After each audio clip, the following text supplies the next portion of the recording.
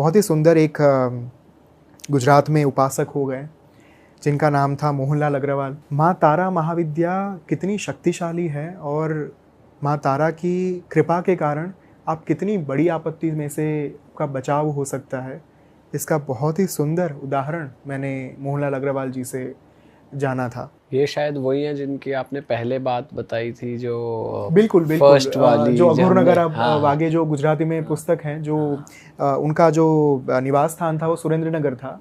गुजरात का ही एक शहर है सुरेंद्र नगर। और उन्होंने अपने पूरे जीवन में यही कार्य किया, अलग अलग तांत्रिक, अघोरी, नागा साधु सभी से मिलकर अपनी साधना के माध्यम से उन्होंने बहुत सारी चीज़ें जो है वो एकत्रित की और फिर उसे पुस्तक में ढाल दी। तो ये मैं बात कर रहा हूँ 1970s की।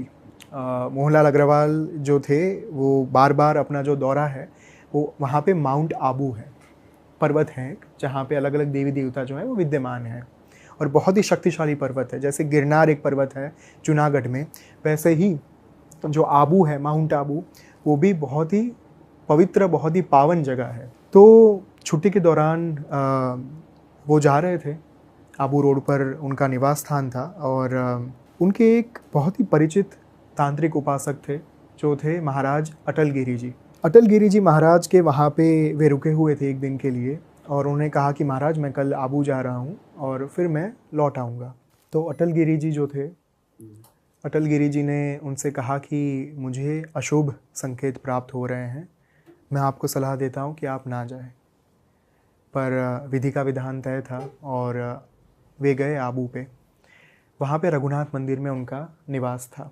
जैसे ही आबू पे एक बहुत सुंदर जगह है, अगर आप कभी माउंट आबू अगर आप जाएंगे तो आपको पता चलेगा कि वहाँ पे सनसेट पॉइंट है, सूर्यास्त जो है बहुत सुंदर दिखता है वहाँ से। वो वहाँ पे थे, सूर्यास्त का आनंद ले रहे थे। उसी समय एक अमेरिकन लेडी जो है वो उनके पास आई जिनका नाम था क्रिस। तो क्रिस ने उनसे आकर कहा कि वो अपने अंकल के साथ थी, शायद मुझे अंकल का नाम याद नहीं आ रहा, विलियम या फिर कुछ नाम था उनका। क्रिस ने आकर कहा कि मैं भारत की संस्कृति के ऊपर बहुत सुदीर्घ काम कर रही हूँ, संशोधन कर रही हूँ मैं, और मैंने अभी तक स्वामी विवेकानंद के ऊपर काम कर लिया है। मेरा एनालिसिस जो है, रिसर्च जो है वो उनके ऊपर पूर्ण हो चुका है और गांधी जी के ऊपर मैंने रिसर्च कर लिया है। लेकिन अब मैं चाहती हूँ कि किसी एसोटेरिक साइंस यानी कि तंत्र विद्या के साथ जुड़े हुए व्यक्ति का जो है मैं उनके ऊपर रिसर्च करूं। तो आप क्या मुझे कोई चमत्कार दिखा सकते हैं?